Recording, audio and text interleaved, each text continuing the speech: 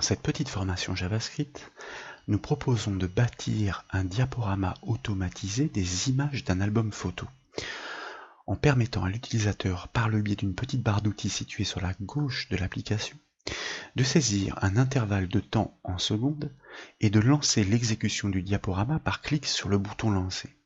Et vous constatez qu'en respectant ce délai, que les images, les photos, vont défiler les unes à la suite des autres avec, cerise sur le gâteau, un petit effet de transition qui est géré par les styles CSS. Si l'utilisateur souhaite stopper l'exécution de ce diaporama, il clique alors sur le bouton arrêter et vous constatez que la boucle de temps est annihilée, si bien que l'internaute peut reprendre la navigation manuellement telle que nous l'avions conçue lors de la formation précédente pour la création d'un album photo pour le web. Et c'est précisément ces sources d'ailleurs que nous proposons de télécharger depuis le site bombache.fr, si bien que après décompression, vous obtiendrez la page web principale avec ses ressources externes dans les sous-dossiers styles pour les styles de mise en forme et les photos dans le sous-dossier images. Si nous affichons le code de notre page web dans un éditeur classique comme le Notepad++, nous retrouvons tout simplement la structure que nous avions construite lors de la formation précédente, au détail près, celui de la présence de cette barre d'outils sous forme de calque, un div, d'identifiant barre contenant les trois contrôles input dont les deux boutons lancer, arrêter et la zone de saisie avec un identifiant minutage pour que nous puissions la manipuler par le code, l'objectif étant de récupérer la valeur qu'elle contient afin de gérer le défilement des images en respectant ce laps de temps. Cet identifiant est d'ailleurs utilisé pour la mise en page par les styles CSS. D'ailleurs, si nous l'affichons dans le même éditeur et que nous faisons une recherche sur cet identifiant, nous tombons bien sur le style CSS avec, constatez-le, eh bien, l'attribut position réglé sur absolu de manière à ce que nous puissions le placer précisément à notre guise en fonction de sa position gauche et de son coin supérieur gauche et haut en pixels. De retour donc dans notre code JavaScript, vous remarquez toujours en bas du code la présence de la section inférieure du script qui nous avait permis de rendre fonctionnel cet album photo. Cette fois-ci, le code sera beaucoup plus léger dans la mesure où nous allons exploiter des fonctions JavaScript précieuses et dédiées par clic sur les boutons lancer et arrêter pour lesquels, eh bien, vous constatez il n'y a absolument aucune présence de gestion d'événements pour l'instant. Nous proposons de commencer donc par créer les deux fonctions qui seront respectivement appelées par l'un et l'autre bouton. C'est la raison pour laquelle, après la partie publique du code JavaScript, nous créons par le mot-clé function nos deux fonctions. La première que nous choisissons arbitrairement de nommer démarrer. Nous n'oublions pas de la borner avec l'accolade ouvrante et l'accolade fermante, et tant qu'à faire, pour vérifier que nous arrivons bien à déclencher au clic sur le bouton l'exécution du code contenu dans la fonction, nous allons afficher une petite boîte de messages grâce à la fonction JavaScript alert de confirmation. Par exemple, fonction démarrer ici dans un premier temps, et nous les passerons en commentaire lorsque nous souhaiterons poursuivre le développement du code. Par copier-coller, moyennant quelques adaptations, nous allons créer notre fonction arrêter, qui devra être associée forcément au bouton arrêter, pour lequel nous allons confirmer que le clic déclenche bien le code de la fonction arrêter. Pour que le code des fonctions s'exécute, encore faut-il que ces fonctions soient appelées, et c'est donc tout l'enjeu que nous avions appris à développer dans l'une des formations JavaScript que je vous ai proposées, directement dans les bornes du contrôle HTML, nous allons rajouter le gestionnaire d'événements onClick. Entre ces guillemets, nous allons pouvoir directement appeler la fonction que nous venons de créer par son nom, et nous allons faire de même en ce qui concerne le bouton arrêter. Il s'agit simplement d'adapter le nom de la fonction à appeler comme ceci. Fonction démarrer et fonction arrêter. Au clic sur le bouton lancer, nous passons la main à la fonction démarrer. Au clic sur le bouton arrêter, nous passons la main à la fonction arrêter. Nous enregistrons les modifications, nous basculons sur notre page web en cours de conception, nous rafraîchissons la page à l'aide de la touche F5 du clavier, nous saisissons un intervalle de temps en secondes, puis nous cliquons sur le bouton lancer et nous constatons qu'effectivement, dans le premier cas, nous avons bien appelé le code de la fonction démarrer, puisque la fonction alerte avec le message dédié apparaît. Il en est de même si nous cliquons sur le bouton arrêter, nous constatons que c'est bien l'autre fonction qui a été appelée. D'ailleurs, la saisie de l'intervalle de temps n'était pas nécessaire ici, mais nous souhaitions resimuler le processus. Nous pouvons donc retourner dans le code de notre page web et nous allons tout de suite en profiter pour passer en commentaire ces deux instructions dont la vocation était simplement de pouvoir vérifier que nous arrivions bien à déclencher le code compris entre les bornes de ces procédures. Dernier petit ajustement en ce qui concerne la zone de saisie et minutage, eh bien nous souhaitons que, au clic dans cette zone, car ce n'est pas le cas pour l'instant, eh bien le précédent contenu disparaisse pour laisser libre champ à la nouvelle saisie. Pour ce faire, et c'est du grand classique, nous nous plaçons là aussi donc directement dans notre balise, avec le gestionnaire d'événements onClick, et entre ces bornes, nous allons directement encapsuler un petit code, parce que justement il est petit, et qu'il ne nécessite pas une fonction. Je vous rappelle l'emploi de l'objet this qui permet de désigner le contrôle actif, c'est-à-dire celui dans lequel nous sommes en train de coder, associé à sa propriété value, pour accéder à son contenu, que nous allons réinitialiser à vide à l'aide de deux guillemets, ou plutôt de simple code touche 4 du clavier, car nous sommes déjà entre des guillemets pour la gestion de l'événement onClick. Le this, ici, je vous le rappelle, remplace précieusement la méthode getElementById de l'objet JavaScript document pour désigner un contrôle HTML par son identifiant. Qu'en est-il si nous enregistrons, que nous revenons sur notre page web et que nous la réactualisons avec la touche F5? Désormais, lorsque nous cliquons dedans, vous constatez effectivement que la précédente saisie disparaît et ainsi nous rendons l'application un peu plus ergonomique. Il est temps maintenant de pouvoir nous occuper du défilement automatique des images de l'album, ça veut dire du diaporama, et pour ce faire, nous allons exploiter des fonctions JavaScript dédiées qui permettent de gérer les intervalles de temps mais aussi les temporisations. Premièrement, nous allons commencer par déclarer une variable publique que nous choisissons d'appeler intervalle selon la syntaxe américaine, c'est-à-dire sans les deux L et le E, et que nous initialisons à la valeur 0. C'est elle qui va permettre de mémoriser la valeur que va retourner la fonction permettant de gérer les intervalles de temps. Cette valeur nous servira ensuite de pouvoir stopper l'exécution de ces boucles de temps. Il faut pouvoir désigner cet événement avec un identifiant précis en quelque sorte. Dans la fonction démarrer, puisque nous souhaitons effectivement démarrer le diaporama, nous avons besoin dans un premier temps d'une variable qui va permettre de définir la temporisation, c'est-à-dire le laps de temps qui va s'écouler entre le défilement de chaque photo. Et comme vous le constatez, nous le définissons arbitrairement dans un premier temps à 2000, car les incréments de temps en programmation se définissent en millisecondes.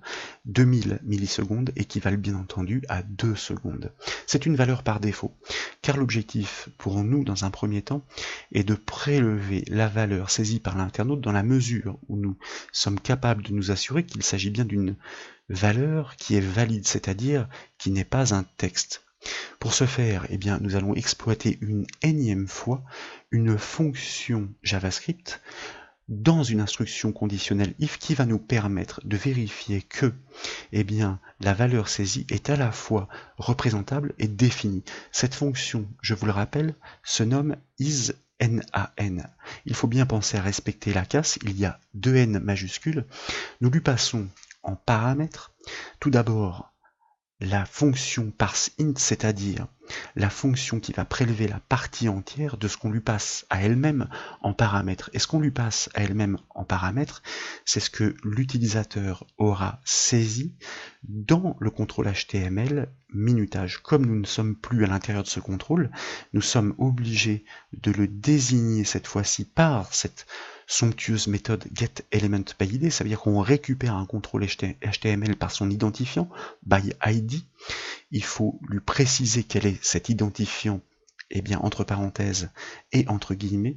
Il s'appelle, je vous rappelle, minutage, auquel nous accédons à son contenu par le biais de sa propriété value, comme toujours. Nous fermons les parenthèses de la fonction parseInt pour prélever la partie entière et nous fermons les parenthèses de la fonction isNaN ainsi que les parenthèses de l'instruction conditionnelle if que nous pensons à tout de suite borner pour ne pas oublier à l'avenir.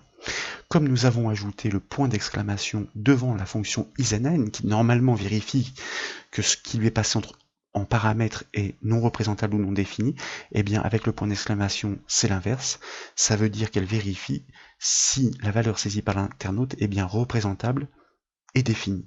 Si la partie entière de ce que l'internaute a saisi est définie, et bien nous en concluons qu'il s'agit bien d'une valeur numérique et donc que nous pouvons l'affecter directement à notre variable temporisation qui, à défaut, au cas où, avait été initialisée sur 2 secondes, 2000 millisecondes. Donc, temporisation, que nous affectons dans ce cas à document getElementById minutage.value, que nous ponctuons bien avec le point virgule, de manière à stocker cette valeur pour exploitation par la fonction JavaScript qui va gérer les intervalles. Néanmoins, petit garde-fou, car à la suite nous souhaiterons pouvoir ajouter des effets de transition entre les images, il faut qu'elles aient le temps de s'exécuter. Et pour ce faire, eh bien, nous allons interdire des temporisations trop faibles. C'est la raison pour laquelle nous rajoutons un petit test et tant qu'à faire, pour éviter les erreurs de saisie, je vais réaliser un copier-coller.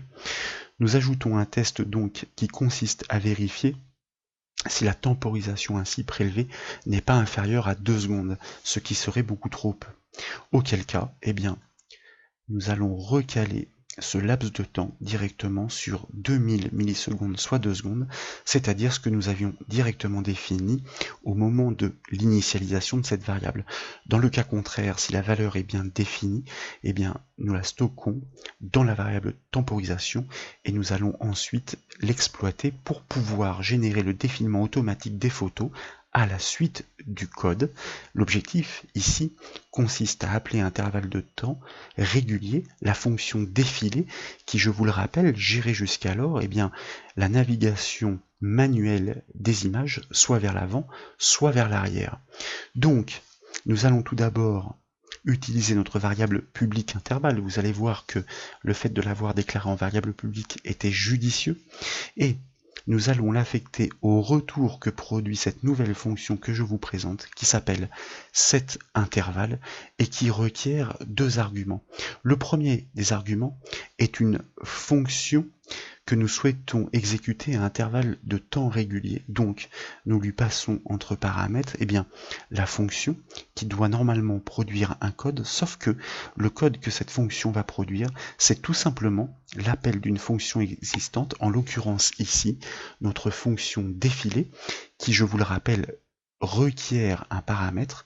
Nous souhaitons une progression vers l'avant telle que nous l'avions définie dans la formation précédente, donc nous lui passons entre guillemets le paramètre avant. Et puis en deuxième paramètre, donc après la virgule, nous devons définir quel est l'intervalle de temps à partir duquel cette génération va se réaliser en boucle et à l'infini. Et bien cet intervalle de temps, nous venons de le définir et de le calculer, ou plutôt de le prélever par rapport à la saisie de l'utilisateur. Il s'agit de la variable temporisation. Nous fermons la parenthèse de notre fonction setIntervalle qui va renvoyer un identifiant dans notre variable publique que nous pourrons utiliser pour piloter effectivement cette génération de boucles de temps depuis des procédures externes ou d'autres procédures. Nous enregistrons les modifications, nous revenons dans notre page web que nous réactualisons comme toujours avec la touche F5 du clavier. Nous définissons un intervalle de temps, 4 pour 4 secondes, soit 4000 millisecondes, soit supérieur à 2000 millisecondes. Et lorsque nous cliquons sur le bouton lancer, vous constatez que a priori, toutes les 4 secondes, en effet, eh bien, les images suivantes de l'album photo défilent les unes à la suite des autres. En revanche, à ce stade, bien entendu, lorsque nous cliquons sur le bouton arrêter, rien ne se produit, puisque nous n'avons pas encore développé le code.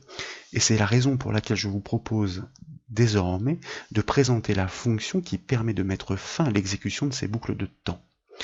Nous allons commencer par réactualiser l'affichage de la page, ainsi nous stoppons brutalement l'exécution de cette boucle de temps, puis nous retournons dans le code JavaScript de notre page web. La ligne de code, ou plutôt l'instruction de la fonction arrêter est très simple. Nous allons exploiter une fonction qui se nomme clearInterval. Comme toujours en JavaScript, prenez soin de bien respecter la classe intervalle avec un I majuscule, cette camel case comme on dit, ou cache-chameau, qui permet de bien identifier les groupes de mots à l'intérieur d'un nom d'objet ou d'un nom de méthode ou encore de fonction comme ici. Cette fonction clearInterval permet de mettre fin à l'exécution de ces boucles de temps.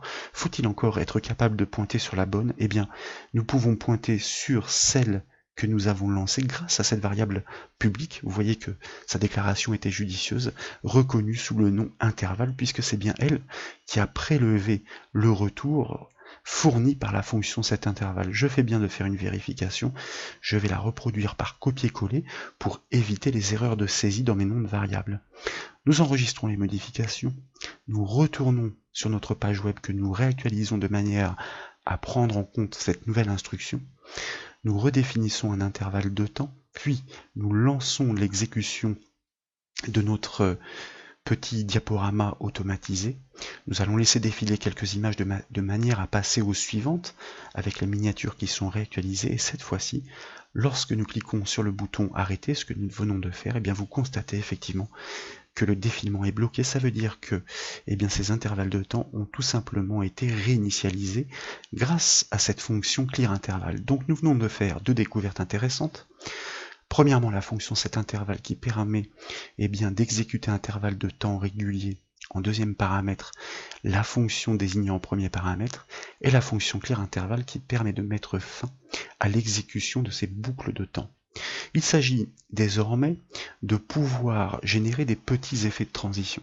Et pour ce faire, je vous propose d'ajouter dans notre feuille de style CSS deux petites classes qui vont nous permettre de gérer ces légers effets de transition, car si nous souhaitons des effets un peu plus soutenus et un peu plus séduisants, nous le ferons en jQuery, d'ailleurs un des codes que je vous proposerai de découvrir dans de futures formations. Nous allons nous placer directement après les réglages que nous avions fait pour nos contrôle input et nous allons créer le style que nous nommons masqué, qui va bien porter son nom, entre les bornes duquel nous allons définir simplement quelques petits paramètres. Tout d'abord, la propriété opacity que nous réglons à 0 et qui parle d'elle-même avec une opacité à 0. Ça veut dire que le contrôle désigné va devenir complètement transparent, il va s'effacer.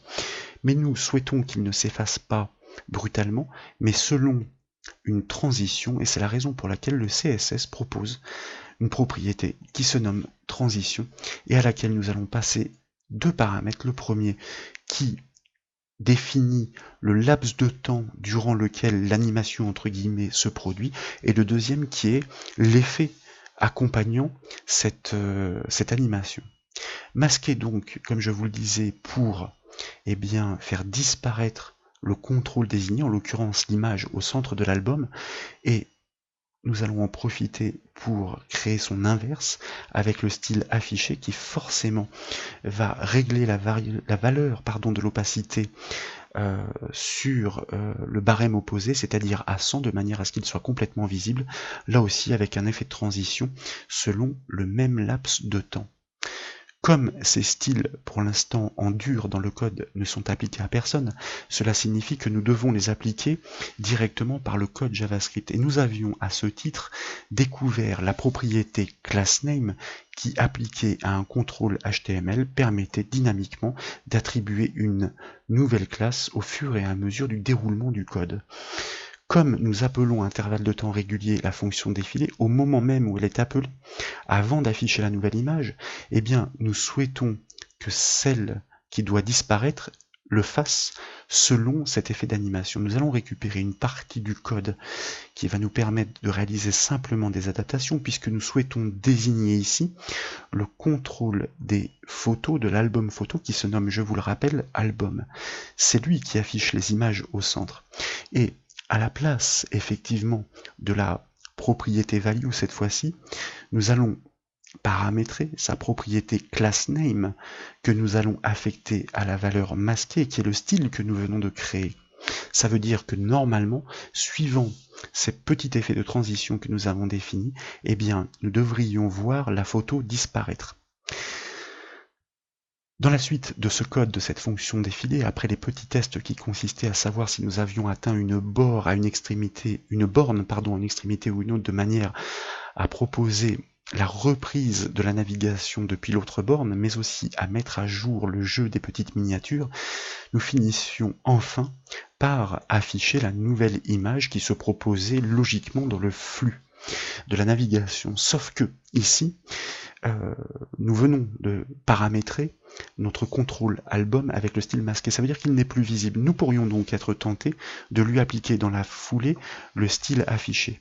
Mais si nous le faisions sans temporisation, eh bien, l'un et l'autre se superposeraient et nous n'aurions pas le temps de visualiser ces effets. C'est la raison pour laquelle nous allons utiliser une nouvelle fonction JavaScript qui se nomme cette fois-ci setTimeout, qui permet tout simplement de temporiser l'exécution du code. Nous allons d'ailleurs stocker arbitrairement, même si ce n'est pas forcément nécessaire, sa valeur de retour dans une variable que nous déclarons à la volée, comme vous le constatez, var attente égale setTimeout, toujours en respectant bien la classe, et qui porte bien son nom dans la mesure où elle va stopper temporairement l'exécution du code. Cette fonction setTimeout marche selon le même mode que la fonction setIntervalle, ça veut dire qu'elle doit exécuter le code d'une fonction. C'est la raison pour laquelle nous commençons par le mot-clé function et les deux parenthèses, et que nous allons désormais encapsuler entre les bornes de cette fonction eh bien, le code que nous avions prévu jusqu'alors, c'est-à-dire jusqu'à la retouche du titre pour le descriptif de la photo que nous retaillions avec des fonctions JavaScript dédiées, et nous allons lui passer ensuite le deuxième paramètre qui fort logiquement est le laps de temps de cette temporisation que nous allons fixer à 1000 millisecondes, soit 1 seconde. Ça veut dire que le temps que le premier effet de transition se joue, le code va se stopper et au bout d'une seconde, va reprendre pour jouer le deuxième effet d'animation. Faut-il encore l'avoir prévu?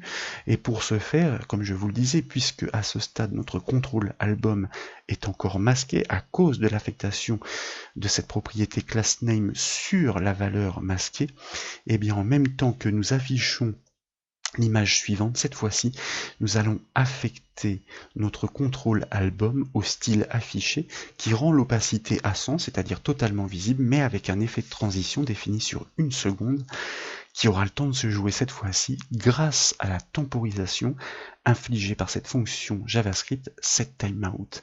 Ce qui n'empêchera pas d'ailleurs à l'album photo de proposer toujours la navigation manuelle, sauf que, eh bien, dans un premier temps, l'image précédente va se masquer et selon une petite temporisation d'1 seconde, la suivante apparaîtra fort logiquement avec cet effet de transition. Nous enregistrons les modifications, nous retournons sur notre page web que nous choisissons cette fois-ci de réactualiser avec le raccourci clavier CTRL F5 qui permet de mettre à jour le cache du navigateur, car je vous rappelle que nous avons fait des mises à jour dans des ressources externes comme les styles CSS.